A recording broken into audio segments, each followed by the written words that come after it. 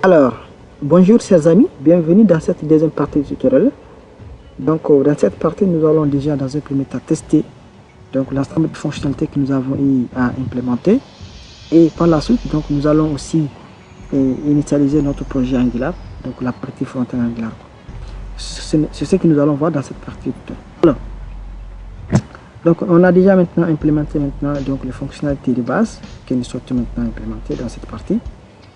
Donc pour tester, dans un premier temps, on aura besoin maintenant d'un client REST IP. Donc moi je vais utiliser directement un REST IP qui se trouve maintenant au niveau de mon éditeur. Voilà, qui s'appelle Tinder Client. Donc Tinder Client, ça permet de faire maintenant les tests de notre backend, c'est-à-dire les fonctionnalités que nous avons implémentées. Cependant, si vous avez maintenant Postman ou bien si vous avez Postman ou bien d'autres qui permettent maintenant de tester les fonctionnalités REST IP, donc vous pouvez l'utiliser, ça devient la même chose. Donc moi quand même je vais utiliser Tinder. Donc si vous voulez maintenant avoir ce Tinder, donc vous partez simplement dans l'extension et donc vous allez pouvoir maintenant le trouver dans l'extension et vous l'installer. Voilà, donc si vous partez au niveau d'extension et voilà, là vous cherchez Tinder seulement comme ça. Et donc vous allez le voir, Tinder Client. Donc ça, vous pouvez maintenant l'installer et donc le tester avec. Donc moi je vais le tester. Donc dans un premier temps, on va d'abord faire localhost. Donc localhost.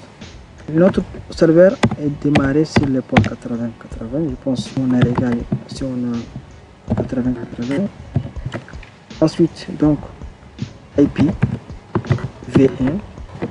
Et on est ici maintenant client. Donc ça nous donne maintenant les clients. Donc on peut aller directement ici pour vérifier. Voilà, donc on passe par ça. Et maintenant on va mettre client. Donc comme je l'ai dit, notre serveur est tourné sur le port 80. Voilà. Donc si on fait get, donc là on récupère maintenant la liste des clients. Si on fait get, donc on doit pouvoir maintenant trouver un tableau vide, parce qu'on n'a aucun données dans notre base de données. Si je regarde bien notre base de données,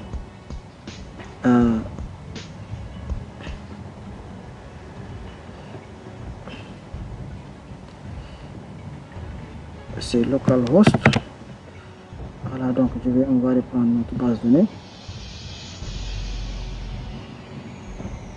Donc la base de données, donc on a un client.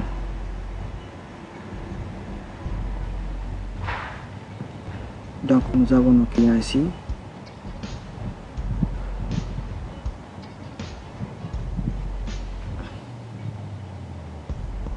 Donc voilà, comme vous voulez voir, donc on a un client, c'est pour cela que donc on a notre tableau vide.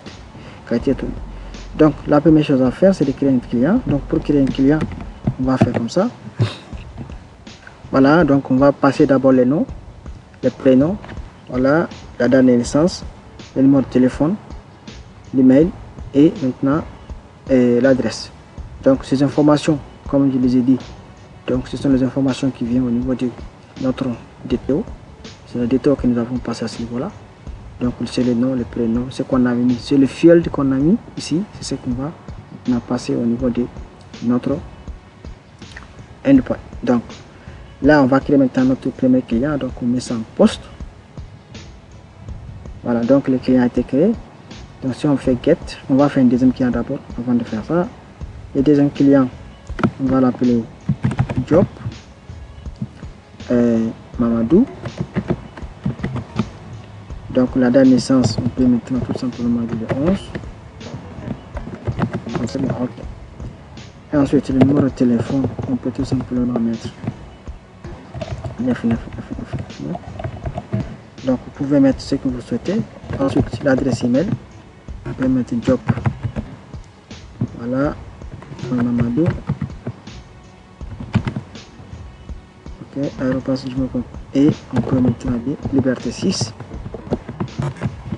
Voilà, Liberté 6. Voilà. Alors, donc on crée notre deuxième client. Si on récupère encore la liste de nos clients, Donc comme vous le voyez, là nous avons maintenant des clients, nous avons maintenant Touré et nous avons Job. Donc maintenant on va attribuer maintenant ces clients un compte. Pour attribuer ça à ces clients un compte, on va aller faire tout simplement d'abord compte à ce niveau là, compte. Alors on met compte. Donc le type de compte qu'on va créer, donc on va créer un compte courant pour, on va créer un compte courant pour Touré et un compte courant pour Job et un compte épargne aussi en même temps pour Touré. Donc maintenant pour créer un compte courant, pour créer un compte, donc on va passer d'abord les montants, on va passer les devises et on passe aussi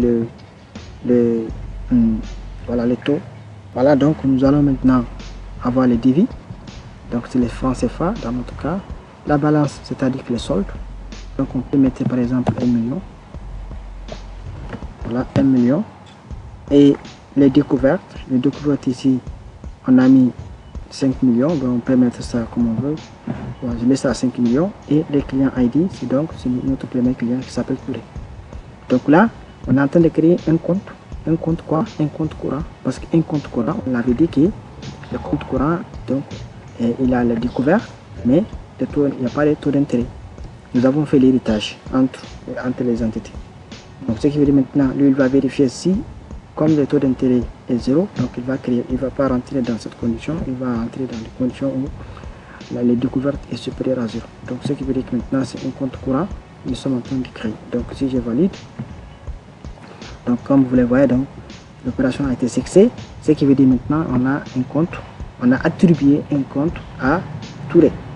Donc on va créer un second compte. Donc le second compte, ça va être pour maintenant le deuxième client, il s'appelle Job. Donc le taux d'intérêt, il vient avec les soldes. On va dire 5 millions aussi. Voilà, 250, 5 millions. Voilà. Donc le deuxième client, donc il a 5 millions et on écrit toujours un compte. Voilà, un compte courant pour pouvoir maintenant faire les virements après. Donc on va valider encore. Donc nos deux comptes sont faits. Maintenant pour voir la liste des comptes, on peut faire comme ça, type. Donc on met type et on dit voilà CC. Donc on va voir ça à ce niveau là. Donc pour voir la liste des comptes, nous avons dit que voilà, pour voir la liste des comptes, on passe compte type et on passe le type de compte. Maintenant si le type de compte c'est compte courant, donc ça veut dire qu'on va retenir la liste des comptes courants. Si le type c'est compte EE, compte CE, ça veut dire que c'est le compte de type est compte épargne. Donc on va voir ce niveau là, on va faire un get directement. Là on a récupéré tout simplement donc nos comptes courants. Donc ici c'est les comptes courants qu'on a récupéré. On a deux comptes. On a un compte avec la balance 1 million et un deuxième compte avec la balance 5 millions. Donc le premier compte ça appartient à Touré, le client Touré, et le deuxième compte appartient à Job. Donc ils ont tous les mêmes découvertes, les deux comptes ont les mêmes découvertes. Maintenant le statut du compte c'est activé. Un compte qui est activé pourra maintenant faire une transaction de versement, de retrait ou bien de virement. Si le compte n'est pas actif, donc on ne pourra pas éventuellement faire ces opérations là. Donc on va créer maintenant un autre compte, un compte. Si on récupère maintenant les comptes épargne, normalement il n'y a aucun compte épargne. Donc, voilà, donc comme vous le voyez, donc les comptes épargne sont nuls. Donc c'est ce que nous allons créer. On va créer un compte épargne pour le client numéro 1, c'est-à-dire pour Touré. Dans ce cas, le compte épargne, donc c'est le taux qui sera supérieur. Et la découverte sera supérieure à 0. Donc et les découvertes, donc voilà, le découvert c'est 0, mais le taux d'intérêt, donc ça peut être ça. Donc le taux d'intérêt là, j'ai mis 3, donc ça peut être d'autres valeurs, ça dépend. Donc on va créer ce compte. Donc ce sera un compte courant. Donc on va valider. Voilà, donc on a l'opération, la statut de ça. Si on récupère à nouveau,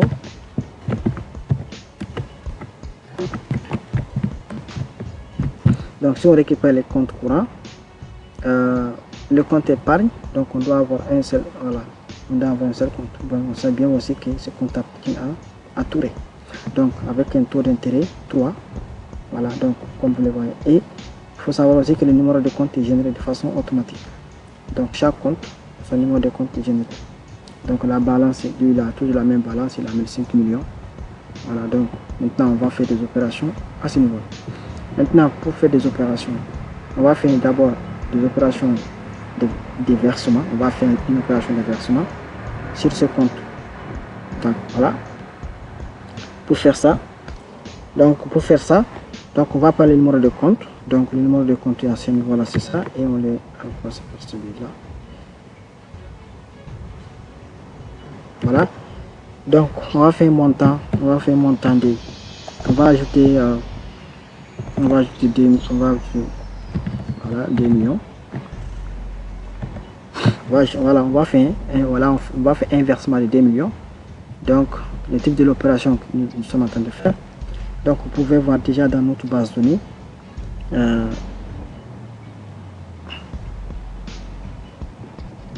Voilà, donc nous avons les 2 comptes. Voilà, donc maintenant les opérations, nous n'avons aucune opération. Voilà, donc les comptes sont là aussi. Voilà, donc maintenant ce qu'il faut noter, au niveau de l'héritage et single table. Au niveau de single table, donc comme vous le voyez, si le compte est de type compte courant, donc ça veut dire que le taux d'intérêt est nul. Si le type de compte, c'est compte courant, compte épargne, dans ce cas c'est la découverte qui est nulle. Parce qu'on a utilisé maintenant la stratégie de single table.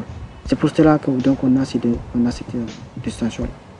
Voilà. Maintenant, si vous ne voulez pas avoir cette façon de le faire, c'est de changer la stratégie par classe. Dans ce cas, maintenant, toutes les entités maintenant seront couplées dans notre classe au niveau des tâches. Ou bien vous utilisez aussi Joinit. Voilà, la stratégie de Joinit. Voilà. Donc chacun a ses avantages et a ses inconvénients en fait. Donc, mais nous allons avec ces cas-là, cette stratégie. Donc, on n'a aucune opération qui a été effectuée, donc nous allons faire ces opérations-là. Voilà, comme vous les voyez.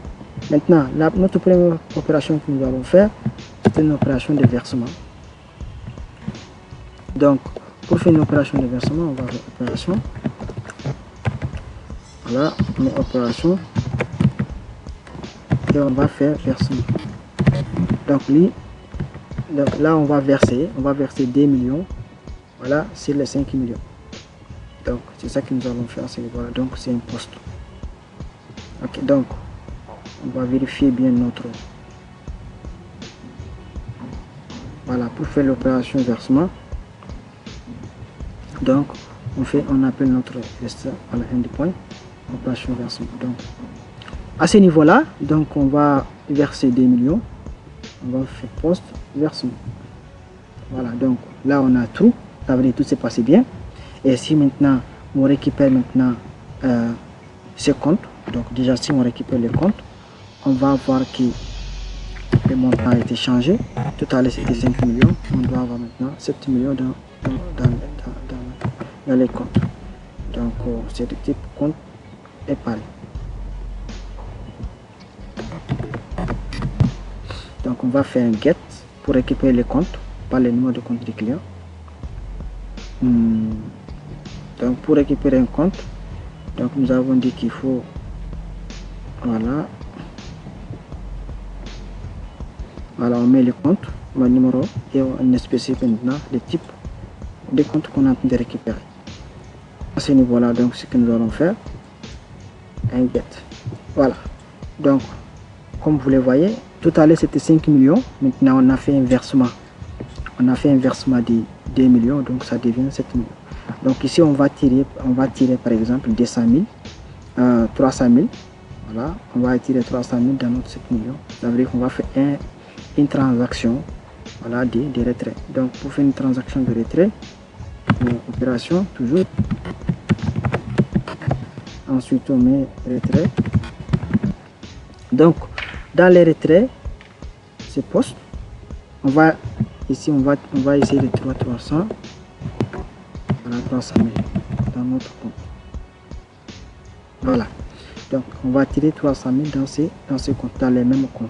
Donc comme vous le voyez, donc on va valider. Voilà, donc l'opération ça a été bien passé. Et si on revient au niveau du compte, d'accord,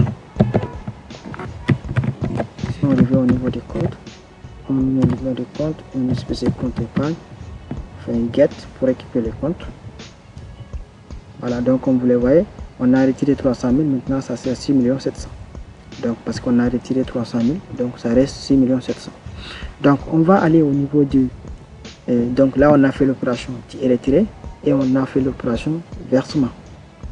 Voilà, donc on va aller au niveau du... On peut même voir l'historique des comptes. Pour avoir l'historique des comptes, on peut faire comme ça, opération. Voilà, on va voir l'historique des transactions. Pour voir l'historique des transactions d'opération, voilà, et on spécifie par exemple le compte. Voilà, donc on va d'abord passer les clients. Voilà, on va passer les clients et donc on fait un get. Voilà, donc comme vous le voyez, là on a l'historique des transactions. Voilà, donc là on a combien? On a des transactions qui se font. La première transaction, on a fait un dépôt, on a déposé 2 millions.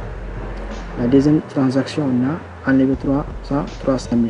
Donc le premier dépôt, c'est un débit, c'est un crédit. Le type de l'opération, c'est crédit.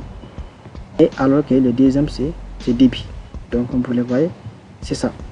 Et il faut savoir aussi maintenant, chaque opération a un numéro qui a été généré de façon automatique. Et aussi, voilà, pour chaque cas, donc il y a un numéro qui a été généré de façon automatique. Et la date à laquelle ça a été fait et le montant qui a été retiré. Les montants qu'on a retiré, donc ça est là. Comme vous le voyez, le montant de l'opération et les soldes. Ça c'est le montant de l'opération et les soldes du compte. Voilà, maintenant. Et ça, donc on a fait maintenant les deux opérations. L'opération versement et l'opération retrait. Maintenant, ce que nous allons tester à nouveau, c'est donc le virement. Donc le virement d'un compte à un autre compte. Donc pour le virement des comptes, donc on va aller prendre maintenant, d'abord, on va récupérer d'abord le compte courant. Et on va mettre le compte courant à ce niveau-là. Compte de type.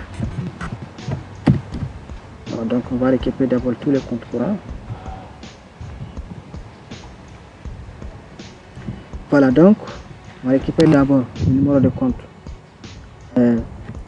compte, source, n'est-ce pas? Et on récupère, voilà, donc le numéro de compte, on va dire numéro de compte, compte, destination,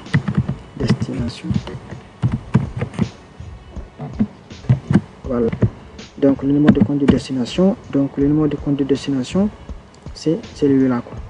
Donc on va retirer l'argent, on va retirer l'argent dans les comptes de Touré et envoyer ça sur les comptes de Mamadou Diop.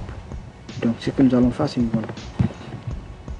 Alors, comme vous pouvez le voir, alors donc combien on va retirer? On va retirer par exemple, voilà, 250 000, on va retirer 250 000, voilà, 250 000, on va retirer 250 000 dans les comptes de Touré et on va envoyer ces 250 000 sur les comptes de,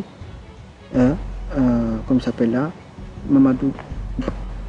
Voilà, donc on va valider cette opération, donc c'est virement, donc opération c'est type virement, donc c'est poste. Voilà, donc l'opération ça s'est bien passé. Maintenant ce qu'il faut noter, je vais vous montrer quelque chose au niveau de notre opération. Voilà, comme vous le voyez, on a retiré 250 000 voilà, on a retiré 250 000. L'opération, regardez comment ça s'est fait en même temps. Donc il faut regarder, c'est débit et crédit. C'est-à-dire on a retiré d'abord l'argent sur le compte du Touré avant de les verser dans le compte de, voilà, dans le compte de Mamadou. Donc en même temps, donc comme vous le voyez, le timing c'est la même chose. Et le type de l'opération pour les retraits c'est débit et le type de opération pour les versements c'est crédit. Et maintenant si on regarde maintenant le compte de si on regarde les comptes de Mamadou, Mamadou, ça a été augmenté. Voilà, comme vous le voyez, le compte de Mamadou, donc la balance a été augmentée parce que les 250 000 qu'on a ajouté, ça a été augmenté, ça a été ajouté dans son compte. Voilà, donc on peut même voir maintenant de l'autre côté directement. Si on fait compte, alors, si on fait compte, on met type, voilà, on met CE.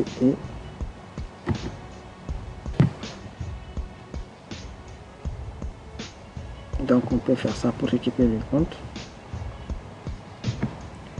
Voilà, donc on va regarder au niveau de Mamadou. Donc comme vous le voyez, Mamadou il a 250 000.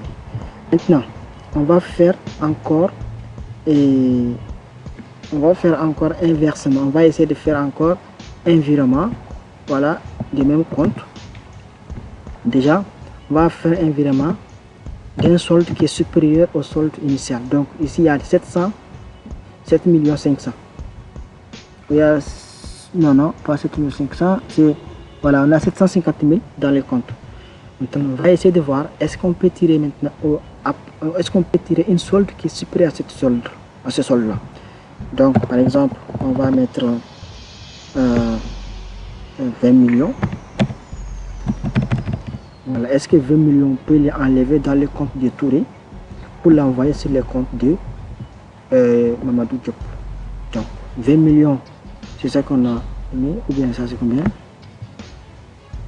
Voilà, c'est 20 millions. Donc, l'opération ne doit pas passer parce que le virement, il fait appel d'abord au retrait et en même temps les versements. Maintenant, 20 millions, on ne peut pas enlever ça dans le compte de. Normalement, on ne pourra pas enlever 20 millions dans les comptes de Touré parce que Touré n'a pas 20 millions dans son compte. Donc, si on fait opération nouveau, voilà, on met opération virement. Donc, virement, ça va appeler les deux opérations. Donc, comme ça va appeler retrait et versement, donc on va tester directement ici. C'est-à-dire que si le solde est supérieur, si le solde qu'on veut tirer est supérieur au solde du compte, l'opération sera impossible. Voilà. Donc on va vérifier. C'est un poste. Voilà. Donc là on a une exception du serveur. Et on nous dit si c'est le solde insuffisant. Voilà, solde insuffisant. Donc ça veut dire qu'on ne pourra pas retirer donc l'argent dans le compte de Touré pour l'envoyer sur le compte de l'autre. Maintenant, si vous voulez aussi, vous pouvez même enlever ça directement à l'opération, par exemple. Vous pouvez directement enlever l'opération retrait ici. Vous pouvez directement faire retrait. Ça revient la même chose parce que l'opération c'est la même chose. Donc, comme vous le voyez, donc on ne pourra pas faire le retrait. Par contre, parce que le compte est suspendu. Maintenant, si un compte n'existe pas aussi, là, on va dire maintenant, on peut enlever maintenant 20 000 francs. Mais est-ce que le compte existe? Ce compte, on ne sait pas si ça existe ou ça n'existe pas. Donc, on va mettre un compte qui n'existe pas. Par exemple, on met un compte qui n'existe pas. Voilà. Est-ce que l'opération peut passer? Est-ce qu'on peut faire un retrait pour un compte qui n'existe pas? Donc, on va voir. Voilà. Là aussi, c'est impossible. Donc, on ne pourra pas faire une opération sur un compte qui n'existe pas parce qu'on dit là, les comptes n'existent pas. Donc, si le compte n'existe pas, on ne pourra pas faire une opération sur le compte. Donc l'exception comme ça, donc vous pouvez les traiter, c'est-à-dire on peut traiter aussi les exceptions pour les rendre beaucoup plus pratiques et l'envoyer directement au niveau des clients. C'est ce que nous allons faire. Voilà, dans la partie Angular, on va récupérer l'exception et on va bien traiter de l'autre côté. Voilà, ça c'est juste pour vous montrer toutes les opérations. Maintenant il nous reste une dernière test, c'est désactiver un compte et réactiver un compte. Voilà, si un compte est désactivé, c'est-à-dire si un compte est suspendu, on ne peut pas également faire une opération sur les comptes. Si un compte est suspendu, on ne peut pas faire également sur un compte. Donc pour tester ces cas-là, donc on va d'abord activer le compte, désactiver un compte. Par exemple, on va d'abord désactiver un compte, mais c'est pas désactivé, c'est suspendu. Suspend. Voilà, et on lui passe ça. On lui passe le numéro de compte. Donc, on lui passe le numéro de compte, ce sera un get. Comment on appelle là, c'est suspendre, comment on appelle Voilà, pour suspendre un compte. Voilà, pour suspendre un compte, on est suspendre. Donc il y a suspendre. C'est suspendre. Voilà. C'est ça. Donc compte suspendre. Voilà, donc l'opération a été bien effectuée. Maintenant, si on regarde les statuts de ce compte-là, si on regarde les statuts de ce compte,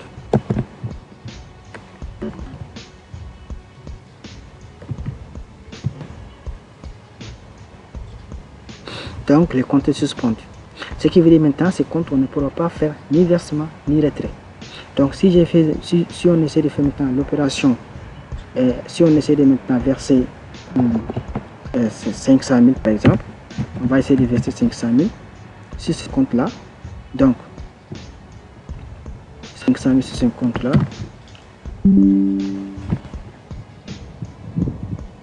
Voilà, si on essaie de verser 500 000 sur ce compte là, donc on va faire opération versement d'abord avant de tester le retrait. Donc versement. Donc si on essaie de faire un versement de 500 000, donc le compte est suspendu. Donc l'opération de moment ça ne doit pas passer.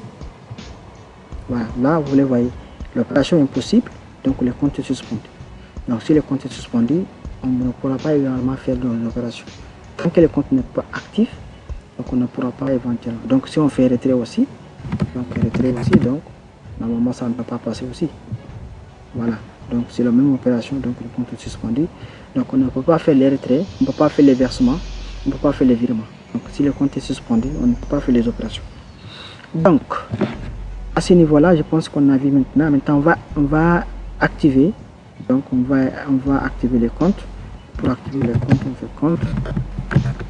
On met activer, actif, et on lui passe le numéro de compte, tout simplement.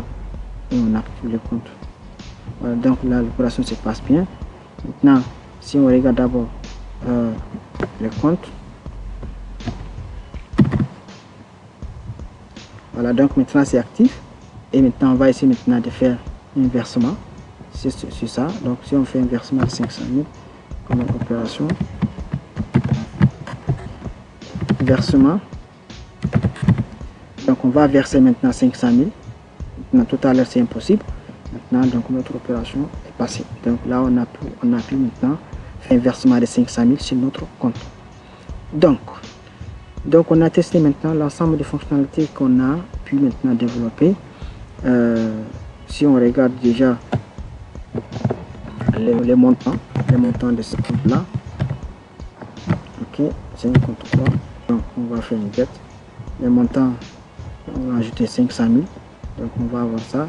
Donc comme vous le voyez, donc il y a 500 000 qui est ajouté. Tout à l'heure c'était 250, donc on a ajouté 500 000, donc ça a augmenté.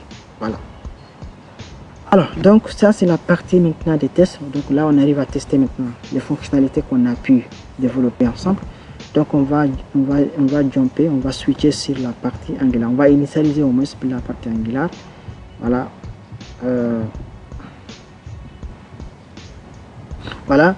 Donc pour initialiser notre Angular, donc on va ng new et on l'appelle maintenant Gescom Bank. Gesco Bank, on va dire Gesco Bank. Voilà, on va l'appeler Gesco Bank. Voilà.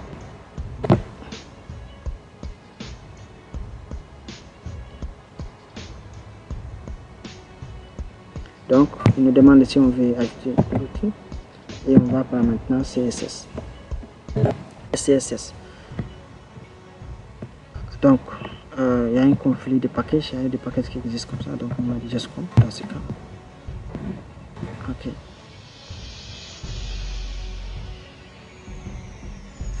Ok. CSS. Voilà. Donc on attend que notre compte, notre Angular crée. Donc on va faire une petite pause. Donc comme vous le voyez, donc notre projet a été créé avec succès. Donc voilà, le projet a été créé avec succès. Donc si on se déplace dans Gescom Bank, n'est-ce pas? Ça s'appelle Gescom Bank. jusqu'au banc. On va ng sauf. Voilà, on va démarrer le projet.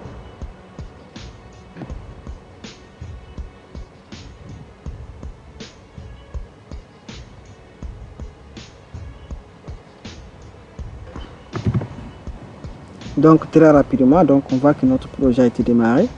Donc si on part au niveau du navigateur,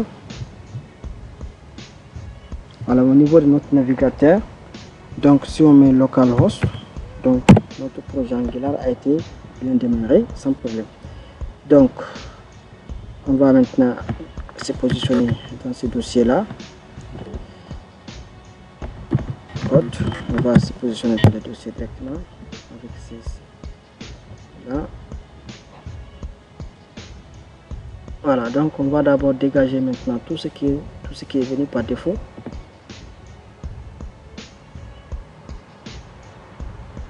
Voilà, on va dégager tout ça. Voilà, donc on met tout simplement un H1.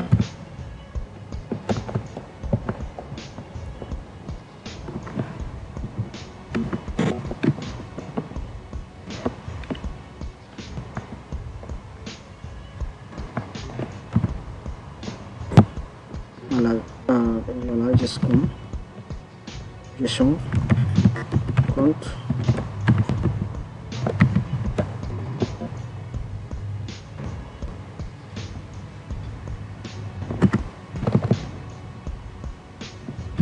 Gestion compte bancaire.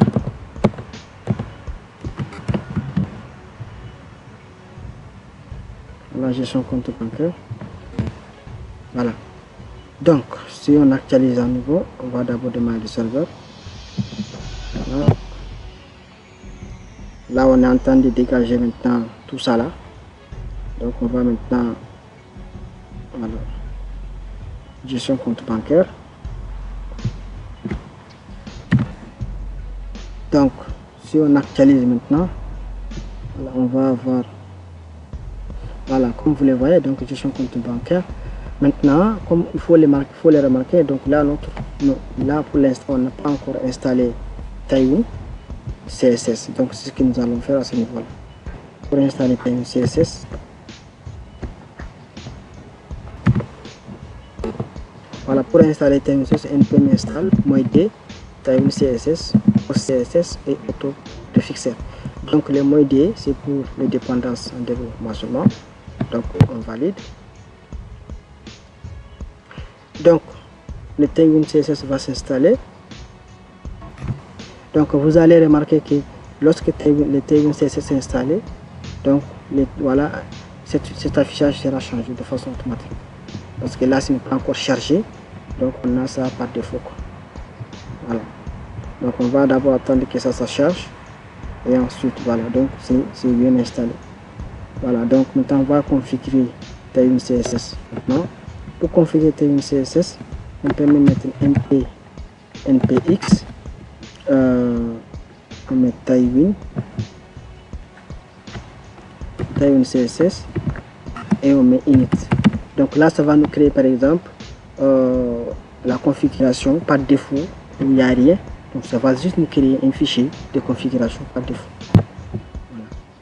Dans notre dossier, voilà, directement au niveau du projet. Donc voilà, donc il va nous créer ce fichier là. Donc ce fichier là, c'est que nous allons configurer à ce niveau là. Ok, donc si on part maintenant au niveau de ce fichier qu'on vient de créer, à ce niveau là, il est là. Donc Tailwind CSS, donc il va générer simplement ça en fait. Donc maintenant, on va d'abord aussi installer quelques plugins. Les plugins maintenant de forme et de typographie. Donc on va avoir besoin de ces cas précis quoi. Donc pour la configuration, c'est ce que nous allons faire à ce moment. Pour la configuration, donc on va mettre purge. Ensuite on spécifie le content src. Voilà. Ensuite on met tout simplement, voilà, ça c'est pour lire maintenant notre src. On prend maintenant tout ce qui est dans le src. Voilà, c'est-à-dire maintenant avoir maintenant la page HTML.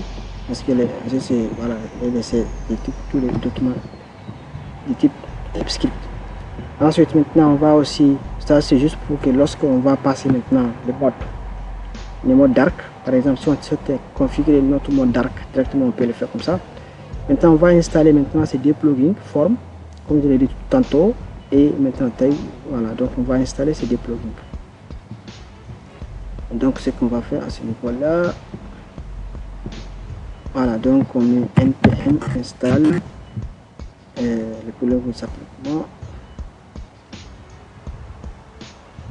Voilà, donc ça s'appelle, on prend ça directement et on prend typographie.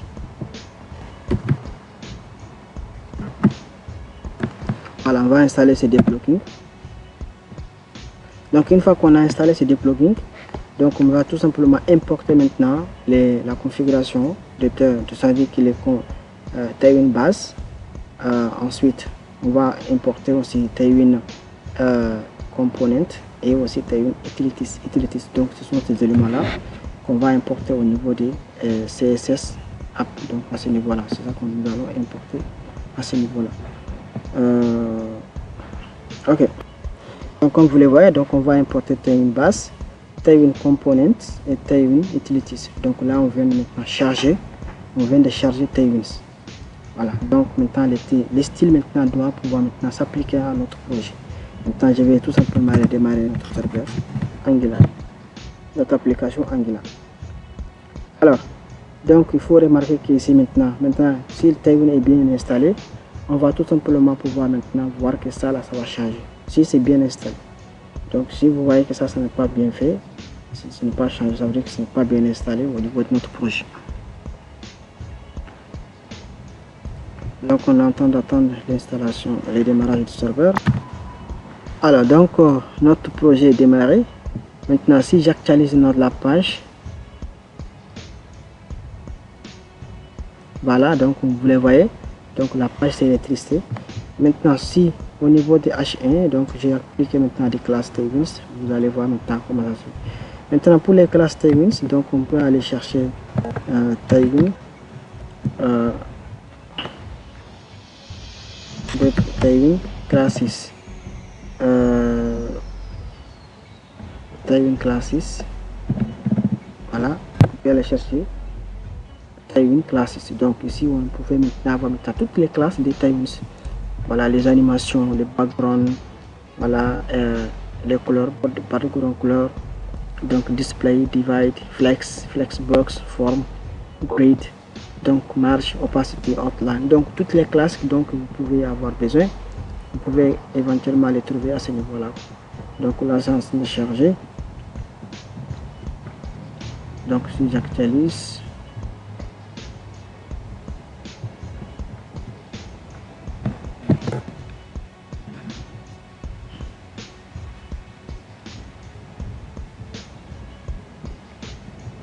alors donc je vais prendre tout simplement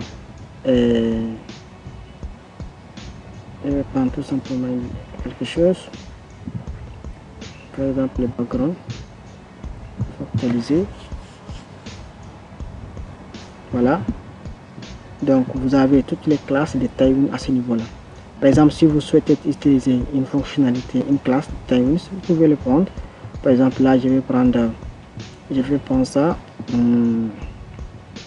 voilà ça par exemple, background read.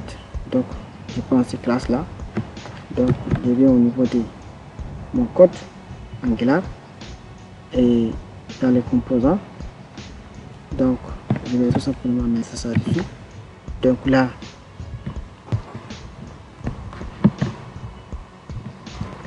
vous avez maintenant les noms de la classe, donc et maintenant 700 et H1. Donc si je place par exemple mon H1 à l'intérieur de ça, ça va changer maintenant. Les background couleur ça c'est red.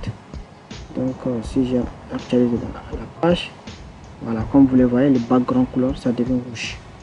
Voilà, par exemple, voilà, si vous souhaitez maintenant avoir d'autres classes, en tout cas toutes les classes de Tailwinds, donc vous pouvez venir ici et selon ce que vous souhaitez, soit c'est flexbox, form, voilà, grid. Donc, parce que nous allons voir tout ça là dans la suite, donc pour aller beaucoup plus vite. Les margins, si vous voulez avoir des padding, les marges, le positionnement aussi. Si c'est top, voilà, les éléments ici, vous pouvez les placer comme vous souhaitez. De façon respective, conteneur, SM, ça veut dire small, MD c'est medium, LG c'est large. Voilà, donc il y a toutes les classes à ce niveau-là. Si vous souhaitez avoir des transformers aussi, donc vous pouvez l'application. Donc par exemple, je vais avoir quelque chose, par exemple, voilà, display. Display grid, il y a divide, il y a flexbox, voilà. Donc background bleu. En même temps, si vous souhaitez aussi, donc il y a aussi d'autres tailwinds que vous pouvez utiliser. Par exemple, il y a des ressources au niveau des tailwind header. Par exemple, je vais prendre le header ici. Et voilà, donc vous pouvez aller directement sur Tailwind User Interface.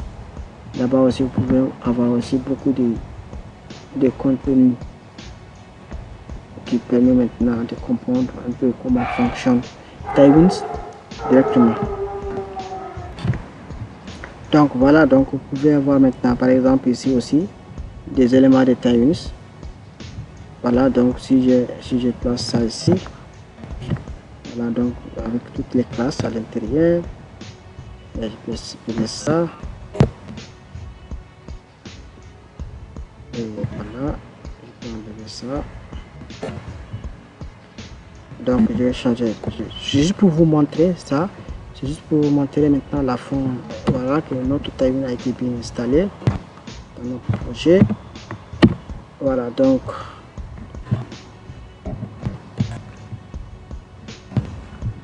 voilà, maintenant si je vérifie à nouveau, voilà, comme vous le voyez, donc vous voyez que là c'est devenu grand et le background. Donc si j'ai enlevé ça, j'ai pas besoin de ça non plus. Voilà, c'est juste l'entête et H1, donc ça va quitter. Voilà, le background quitté, donc vous le voyez. Donc là on est sûr que maintenant notre Tailwind a été bien installé. Voilà, maintenant ça c'est juste pour vous montrer maintenant que donc notre configuration marche bien. Donc ce que nous allons faire maintenant ici, c'est d'organiser maintenant notre projet. Maintenant l'organisation de notre projet, ça va se faire comme ça. On va d'abord dans un premier temps créer donc un dossier qu'on va appeler core. Voilà, et on crée encore un autre dossier qu'on va appeler ça sharing. Ce dossier permet maintenant d'avoir maintenant les footers, c'est-à-dire tous les composants qu'on va partager dans l'application. On pourra les regrouper dans sharing, c'est-à-dire que la réutilisation des composants en fait. Par exemple, les H1, les footers et les headers, on peut faire des composants. En tout cas, on peut avoir des composants qu'on partage, la réutilisation des composants, une composant qu'on peut réutiliser autant qu'on veut. Maintenant, on peut le placer à ce niveau-là. Et aussi, maintenant, on va aussi avoir maintenant les différents modules de notre application. Donc, je vais l'appeler module ici. Donc, on va avoir les différents modules de notre application à ce niveau-là. Maintenant, on va d'abord commencer par les corps. Au niveau des corps, on va d'abord créer un fichier qu'on va l'appeler, par exemple, on a compte point, on va l'appeler compte.ts. Ensuite, on va avoir un autre fichier qu'on va l'appeler client.ts. Et ensuite, on va avoir aussi un autre fichier qu'on va l'appeler opération.ts. Vous pouvez l'appeler transaction, opération.ts. Donc les clients, donc ça va avoir les mêmes propriétés que les propriétés qu'on a définies au niveau de la classe. Donc on peut maintenant export à ce niveau-là, export interface. Donc on met client et maintenant on les spécifie maintenant. Donc ici on met l'ID, c'est le type number, on met nom, c'est le type string, on met le prénom, c'est le type string. C'est le type string. Ensuite, on met l'email. C'est le type string aussi. On met le mot de passe. Pas le mot de passe, mais téléphone. Le numéro de téléphone. C'est le type string. Et voilà. Et on finit par l'adresse. Donc là, on vient de mettre la configuration, notre interface qui représente les clients comme ça a été défini. Ensuite, au niveau des comptes, donc on va faire export aussi. Donc on fait export. C'est une interface aussi qu'on va exporter. Interface, donc compte. Donc les comptes, qu'est-ce qu'on a dans les comptes? On a d'abord, on peut avoir les soldes, balance, c'est la balance, on l'appelle la balance. Voilà. Donc la balance est un nombre. On a l'ID. Donc l'ID c'était, voilà, l'ID c'est un int. Ensuite on a date, created at, on a la created at. Voilà, c'est une date. Donc là vous pouvez utiliser la date directement ici, ou vous souhaitez utiliser tout simplement maintenant une série de caractères. Donc ensuite on a aussi donc on va avoir les clients. Donc on peut avoir les clients directement ici. Dans ce cas, il faut importer les clients. Il faut importer les clients. Donc voilà. Il faut importer les clients parce qu'on a l'ID du client. Voilà, donc on peut directement passer les clients comme ça. Ensuite, on a taux d'intérêt.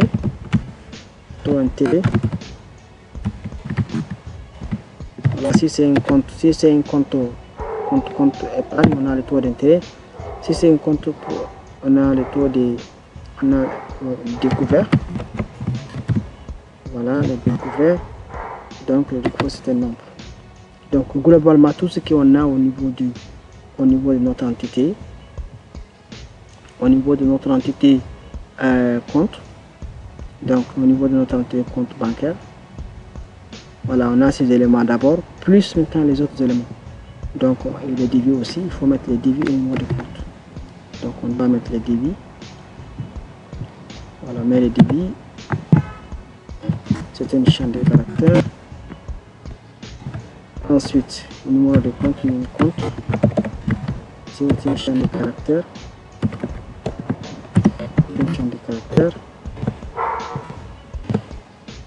Voilà, on va arriver. Ensuite, il y a quoi d'autre dans notre classe? Il y a les statuts. Donc, on peut aussi mettre les statuts.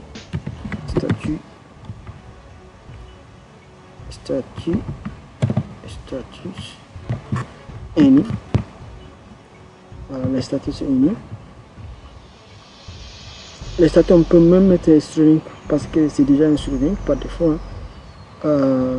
Ensuite, qu'est-ce qu'on a encore? On peut les statuts. Ok. Donc la balance, les statuts, ok. Maintenant la liste de l'opération, on peut mettre la liste des opérations. Mais bon, ça on peut mettre la liste des opérations sans pour autant utiliser ici. Par exemple, on peut mettre opération. Voilà, c'est de type array. Voilà, c'est de type array. Voilà, l'opération c'est de type array. Et voilà, donc on va opération. Donc opération.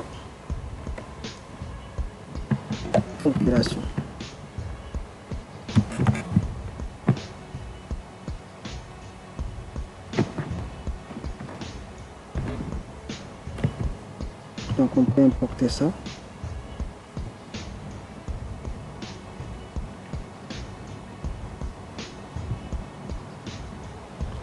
Alors, est-ce qu'on a fait opération? Voilà, on n'a pas encore fait opération. Donc l'opération, c'est ce qu'on va faire. On va faire export. On fait export de interface.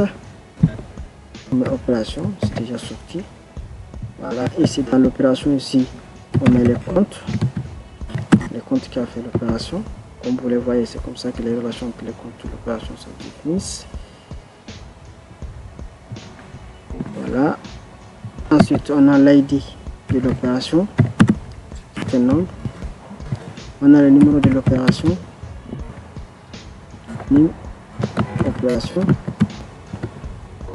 Ensuite, on a la date de l'opération. Voilà, on a l'opération, c'est une date. Ensuite, on a quoi d'autre dans l'opération? On a le type de l'opération, effectivement. Donc, le type de l'opération ici, c'est une chaîne de caractères. Soit ça divise, soit c'est. Voilà. Alors, donc ici, on peut importer l'opération sans problème. Donc, par défaut, on peut mettre un tableau vide. Voilà.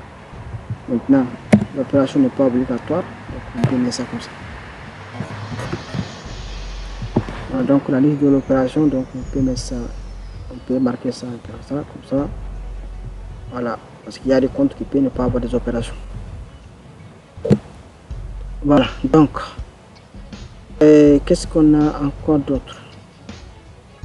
Voilà, donc là c'est notre, ça, là c'est donc on va générer maintenant. Voilà, donc pour bien organiser ces corps là, donc on crée encore un fichier à l'intérieur de ça, qu'on va l'appeler modèle. On va l'appeler modèles et on va déplacer tout ça à l'intérieur. Donc on va appeler ça modèle, on copie ce toit là et on les glisse à l'intérieur, on déplace à l'intérieur. Voilà, donc et dans les corps on va créer encore un autre dossier qu'on va appeler ça service.